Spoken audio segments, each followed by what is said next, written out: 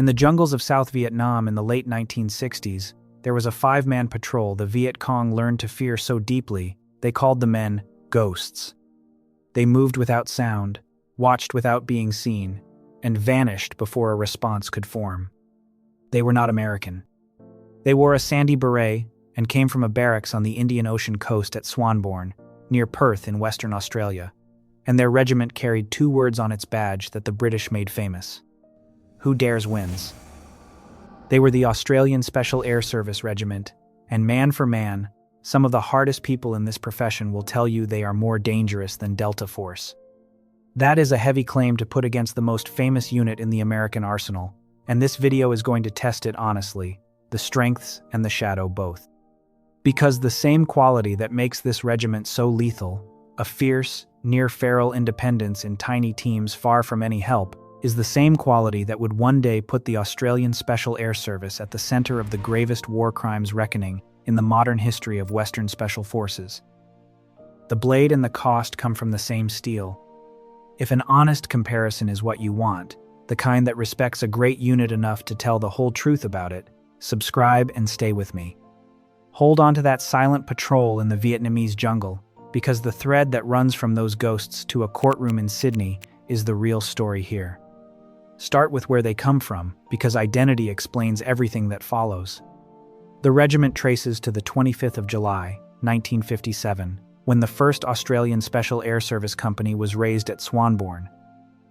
It grew into a full regiment by 1964, built on the model of the British Special Air Service, sharing its motto, its sandy beret, and the winged dagger that Australians render as the sword Excalibur.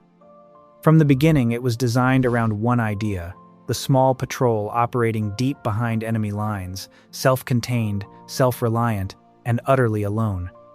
Not a company kicking down a door together. 5 or 6 men in the wilderness, hundreds of miles from rescue, surviving on their own judgment. That design produced the Vietnam reputation. From 1966 to 1971, Australian Special Air Service patrols ran reconnaissance and ambush missions in Puoc Tuy province, and they were so effective at moving unseen that the enemy gave them the ghost name. A patrol might spend days lying motionless in the green, counting an enemy column, calling in a strike, and slipping away before the first shell landed.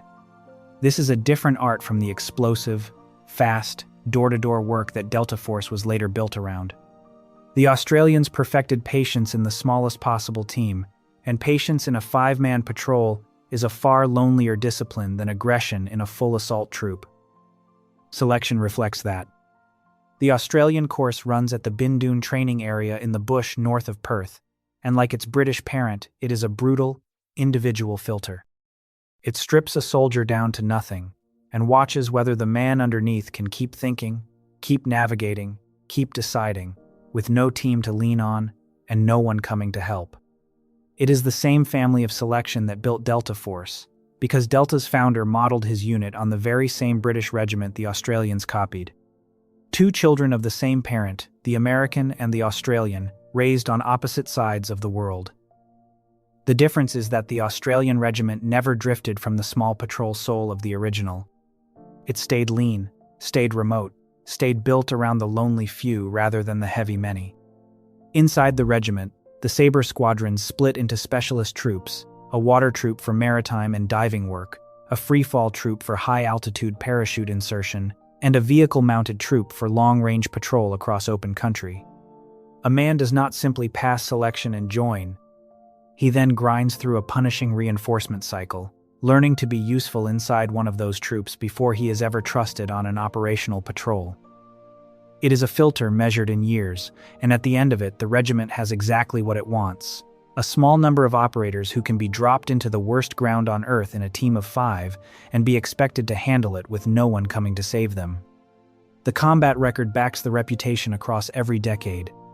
After Vietnam came East Timor in 1999, where Australian Special Air Service soldiers led the international force into a collapsing territory and secured the capital before the main body arrived.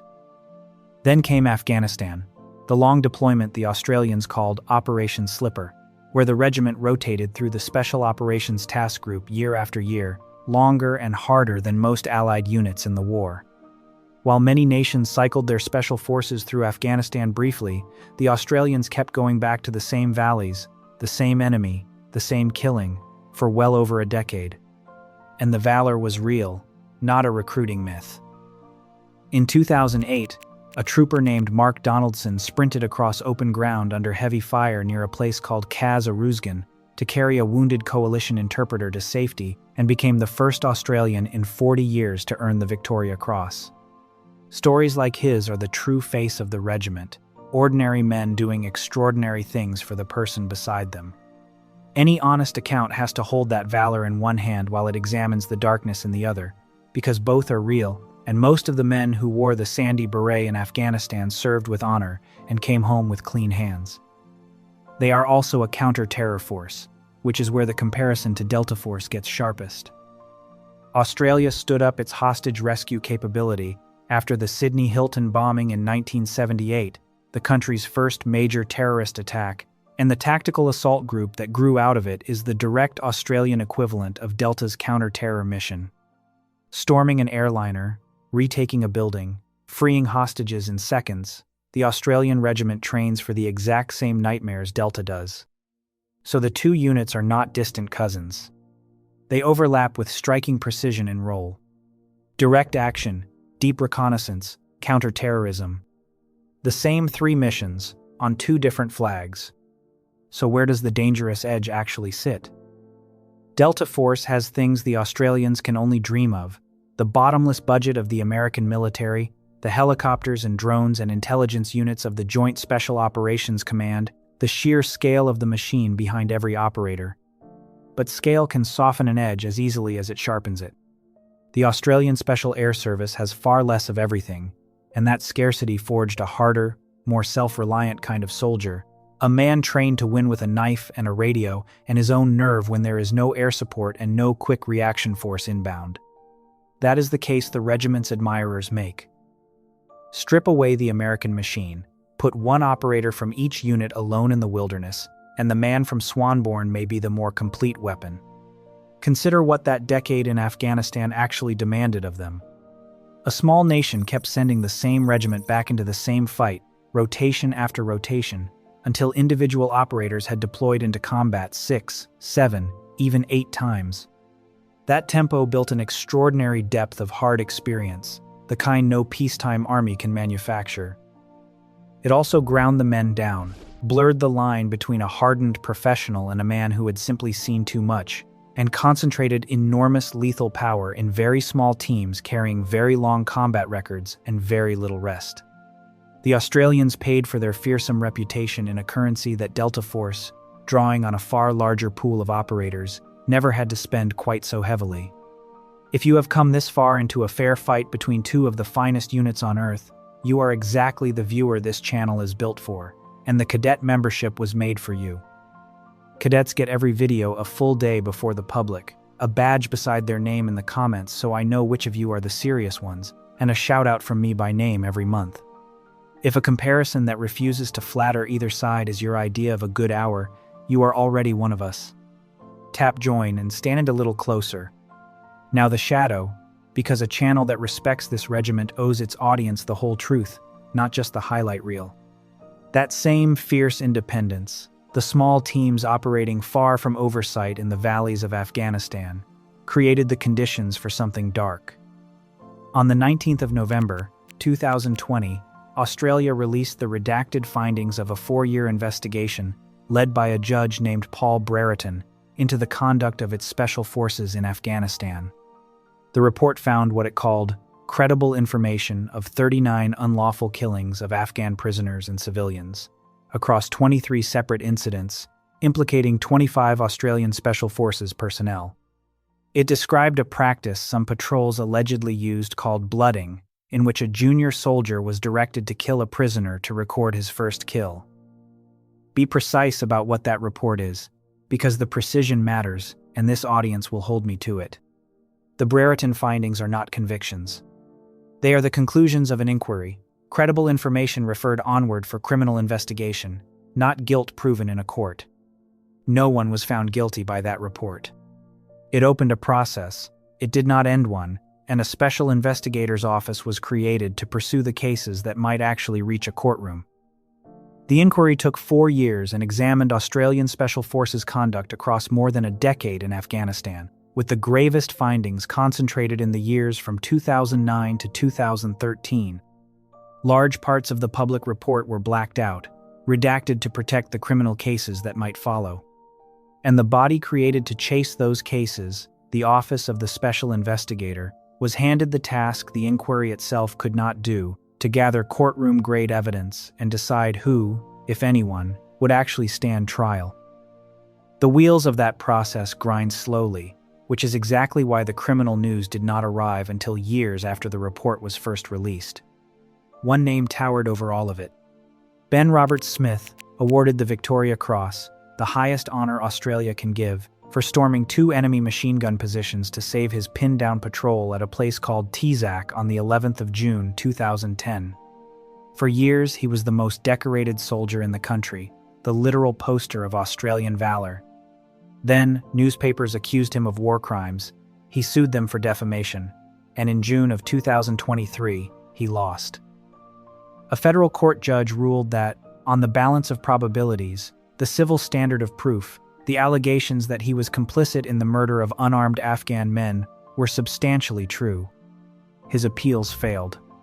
The most decorated man in the nation had been found, in a civil court, to be a war criminal, in all but the criminal verdict.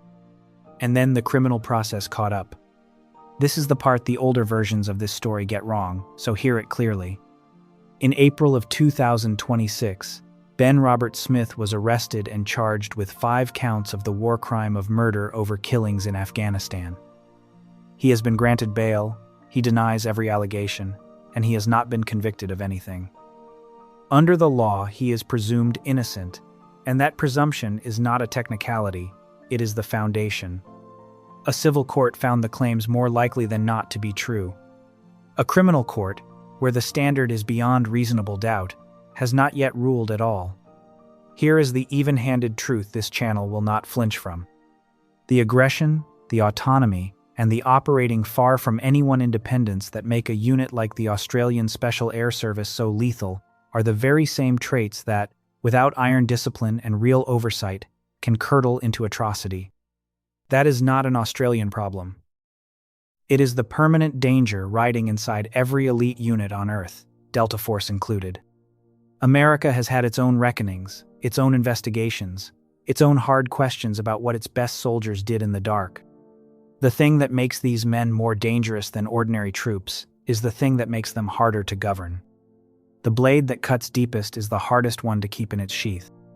Now, the question I want the veterans and the serious students in the comments to fight over, and I genuinely do not know the answer. Is the Australian Special Air Service more dangerous than Delta Force because it builds a harder, more self-reliant operator? Or did that very self-reliance, that distance from the chain of command, simply let things happen in Australian patrols that Delta's deeper layers of supervision might have caught and stopped? In other words, is the edge a strength, or is it the same crack that the Brereton inquiry pried open? Tell me where you land, and be honest about it. And if that question stays with you, then the public version of this channel is only the surface.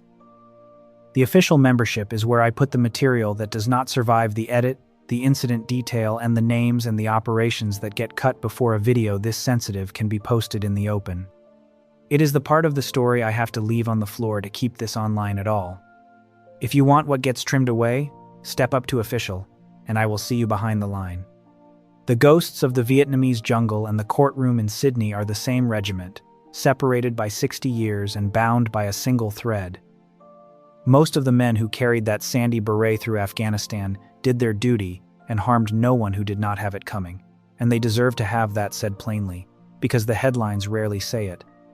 But the regiment also produced a reckoning that no amount of valor can wave away, and a great unit is measured by how it faces its worst day, not just its best. The thing that made the Australian Special Air Service one of the most feared units on the planet is the very thing that nearly tore it apart. That is what makes them more dangerous than Delta Force, in the truest and most uncomfortable meaning of the word. Not just to their enemies, to the very idea of what a soldier is allowed to be.